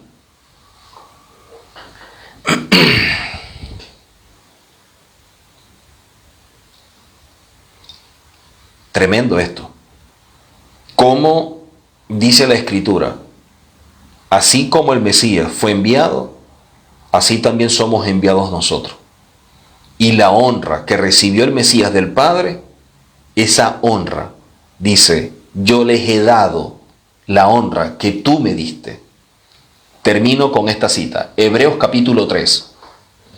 Hebreos capítulo 3, verso 1 en adelante. Hebreos 3. Y concluimos. Hebreos 3, 1 dice, por lo cual, hermanos santos, participantes de un llamamiento celestial.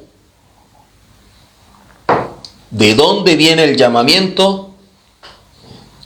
Llamamiento celestial. El llamamiento es celestial. No fue que a Moisés se le ocurrió establecer a Aarón. Fue que el Eterno le dijo, aparta, separa a Aarón y que se acerque a mí. Dice la palabra, por lo cual, hermanos santos, participantes de un llamamiento celestial. Estamos en un llamamiento celestial. Considerad, lo dice de forma imperativa, considerad a Yehoshua como el apóstol, la palabra shaliat, que es enviado, que es diferente a la palabra malach, que también es un enviado y que regularmente traduce como ángel, pero son condiciones diferentes, el de shaliat al de malach. Dice, considerad a Yehoshua como el apóstol y sumo sacerdote de nuestra profesión. Sumo sacerdote de nuestra profesión.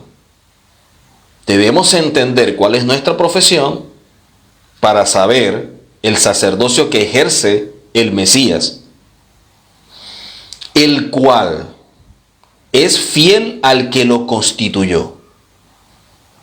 ¿Quién fue el que lo constituyó? El Eterno. A el Eterno, el Mashiach, le es fiel.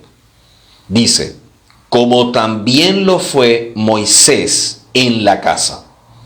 O sea, así como Moisés fue fiel, Mashiach también es fiel al Eterno que lo constituyó.